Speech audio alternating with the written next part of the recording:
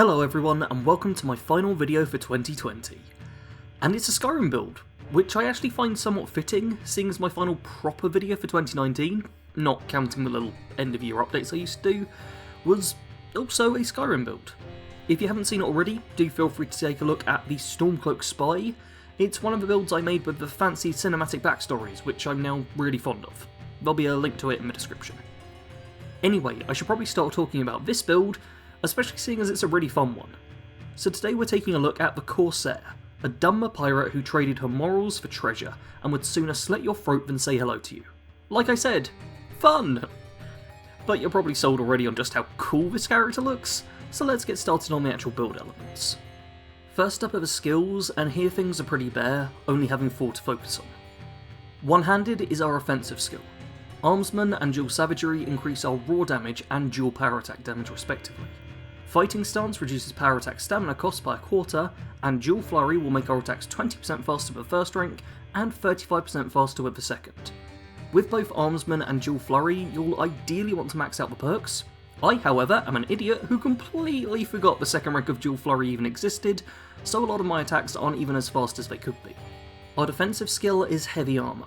Just like Armsman, you'll be wanting to get every rank of Juggernaut in order to double your armour rating. You'll then be wanting to go up the left hand side of a tree, getting Fists of Steel, a useful perk for pub rules, but that's about it. However, you need to get it to unlock Cushioned, halving full damage and the damage of debris and some traps.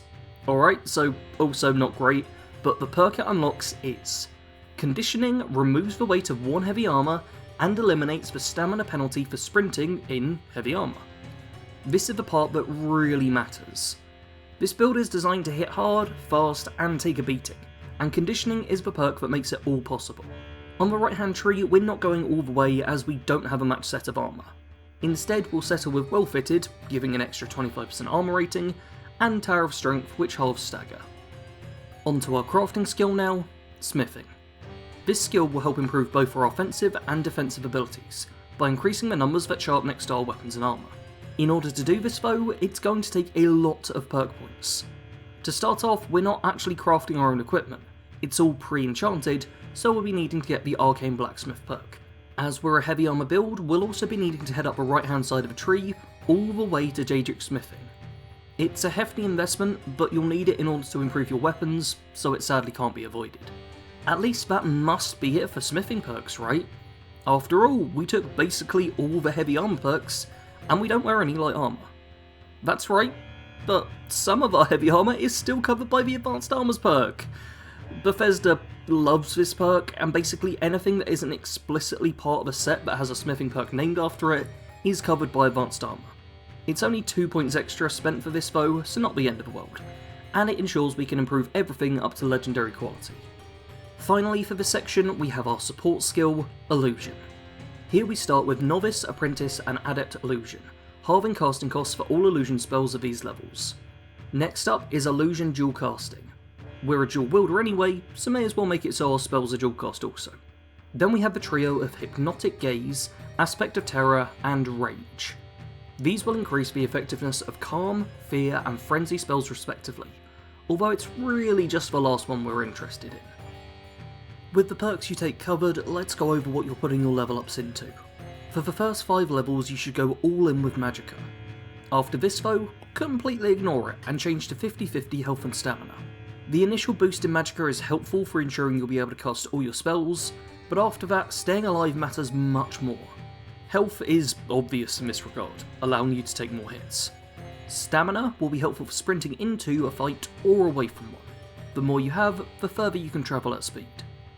Those 5 levels in Magicka won't actually be enough for us to dual cast our most powerful spell though, so we're going to fix that by heading to the Action Arc Stone. This will grant us a bonus 50 Magicka, equivalent to the 5 level ups we spent. With a base 200 points of Magicka, our spellcasting abilities are sorted, but that's not where this ends. The stone also grants 50% spell absorption and makes Magicka regenerate 50% slower. The slower regen doesn't matter much to us, as our spells are designed to be only used at the start of or end of fights, not constantly cast throughout. The absorption on the other hand is great, as it will reduce the lethality of both mages and dragons, making us even more tanky than we already were. As for powers, I've kept things real simple here. As we're playing as a Dark Elf, we have the Ancestor's Wrath racial power, giving us a flame cloak once a day. The damage on this isn't anything amazing, but it's a nice bit of supplementary DPS when we get into the thick of things. I did briefly consider incorporating a couple of shouts with this build, but I ended up going against it, as I didn't want to force the main questline into this. The character is supposed to be somewhat evil, and being a goody two-shoes dragonborn who helps the Greybeards didn't seem quite right. There's definitely ways to justify it in roleplaying, but I elected to avoid it where possible. The weapons we use with this build are the Dual Blades, Blood Scythe and Soul Render. These unique swords are required at the end of the Deathbrand quest. The weapons can only be obtained after you reach level 36 though, so you're likely going to be spending most of your time just swapping in whatever you find, in terms of the best one-handed weapons. Once you do get your hands on these uniques though, you'll be in for an adequate reward. So these blades are designed to be used together, and their enchantments only work when both are equipped. Soul Render absorbs 15 points of magic and has a chance to lower the target's magical defences, while Blood Scythe absorbs 15 health and has a chance to lower the target's armour. Out of the two, Blood Scythe is certainly the stronger, constantly restoring your health and making your enemies weaker with each strike. Soul Render is still useful though, thanks to the magic leeching enchantment, helping ensure we can cast our spells towards the end of the fight if we see fit. As for our armour, we have quite a mixed set going on here. Starting at the top, we have the Helm of Ingol. This unique headpiece provides you with 30% frost resistance, but more importantly, looks perfect for the character. Those long horns and sharp curves really suit an evil character well. Likewise, we have some pretty evil armour in the form of the Ebony Mail. Another unique, this time obtained by assisting the Daedric Prince Boethia. The Dark Armour confers dual bonuses, the first being Muffle. While not a stealth character, this can still be helpful every once in a while, even if it's just making enemies slightly slower to react to us. The other effect is Boethia's Embrace, a unique poison cloak effect which activates whenever sneaking or in combat.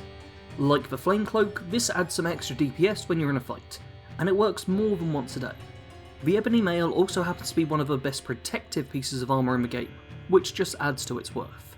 Down at our feet are Azadul's Boots of Water Walking. There's no enchanting bonus without the rest of the set, but these boots still confer their eponymous bonus, allowing you to walk over water. This incorporates nicely into the coastal theme I took with the build, and allows for extra escape strategies when fighting in certain areas. You'll have seen in the footage of this build that I tried to end fights by running into the closest body of water, allowing me to escape from essential NPCs without having to fear them chasing me halfway across the map. These boots are great fun to use, and along with the Helm of Ingol, they're also the reason we had to spec into advanced armours.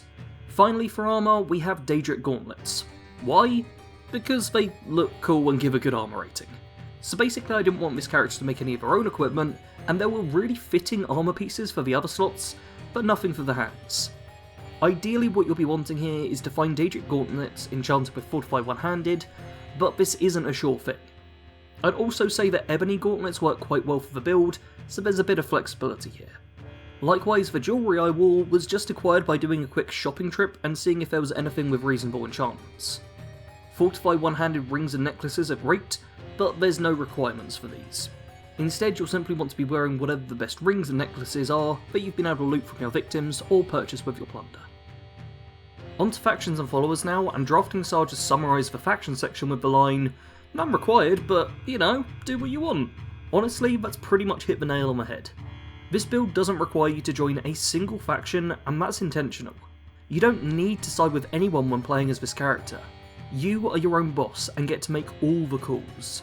That said, these calls may be to temporarily help out another faction, even if it's just to further your own gains. Getting inducted into the Thieves Guild could help you out by opening up fences whom will buy your stolen goods. Any morally grey or dark factions are easy enough to justify joining, but just about every faction could be justified. Want to improve your magic? Pose as a student to get into the College of Winterhold. Learn what you can from the teachers, and then steal everything you can carry. As a basic rule, as long as you can justify it with roleplaying, you can join it. As for followers, things are a lot simpler here. You'll be wanting to travel with Teldrin Serra. This Dunmer mercenary is found at the Retching Neck in Ravenrock, and is by far the best mercenary in the game, if not the best companion of them all. He's a spell sword who comes with a decent equipment, often summons a flame atronach, and is more than happy to kill and plunder every settlement in Skyrim. The only real downside is that he doesn't like changing his armour, but you can at least give him a better sword if you come across a suitable one on your travels. This character was designed around a hit and run playstyle. Despite being heavily armoured, you still have a strong focus around speed, both in terms of how quick your attacks are and in regards to general movement. You want to charge into combat, striking before the enemy has a chance to hit back. Use vegetable soup in order to grant yourself infinite power attacks during sustained combat, and eliminate each opponent with a flurry of dual power attacks, before sprinting over to the next one. When you need to leave a fight, switch over to standard attacks and let your stamina build up for a moment, giving you the endurance needed to sprint away from anyone left alive. If possible, you'll be wanting to exit via water, as your enemies can't pursue you that way. If a fight looks like it could be particularly challenging, or if you're finding yourself too heavily outnumbered, then put your swords away and dual cast the Frenzy spell. This will cause everyone around the point of impact to start fighting one another. It's a great way to both start and end a fight, giving you an opening with which to move through. You may have noticed that most of the fights in this video have been around town docks, and there's a reason for this. I created the character with the idea of a coastal raider in mind, someone who would plunder the riches of towns and then flee back to the ocean waves. With this in mind, I'd highly recommend attacking anyone you want, if you think there's something to gain. Every character in the game has some loot on them, and the easiest way to get it is to kill them. If you want to make some quick cash or are in need of some equipment, don't be afraid to fight and kill in order to get it. Accept that you'll always have a bounty on your head, and treat all the main settlements of the game as hostile territory. This does create a more challenging experience for playing the game, but also should be a fresh approach for many of you who have already put hundreds or thousands of hours into the game. It can also be a really fun role-playing scenario, although for that you'll probably want a strong backstory. Fortunately for you, that's exactly what I've made. The Corsair was born on a raiding ship off the coast of Ardenfell. Her parents were both pirates and slavers, elves who cared not for the suffering of others, but merely for their own gain. She was raised in an environment of cruelty and hatred, and found that she thrived. She followed her parents' footsteps, starting out assisting them before earning enough to purchase her own ship. A good crew was hard to come by at first, but she kept her sights small, only raiding rundown and defenceless outposts, keeping both the risk and reward low. As she gathered more and more easy plunder, there was a greater number of other pirates willing to jump aboard her ship. Despite gaining a larger crew, she was reluctant to set her sights too high. She was more than happy to go after smaller vessels, killing or enslaving the handful of crew and stealing everything on board. When it came to the larger ships and major ports, she avoided them entirely, forgoing the better loot in favour of a sure thing. This began to cause animosity within the ranks.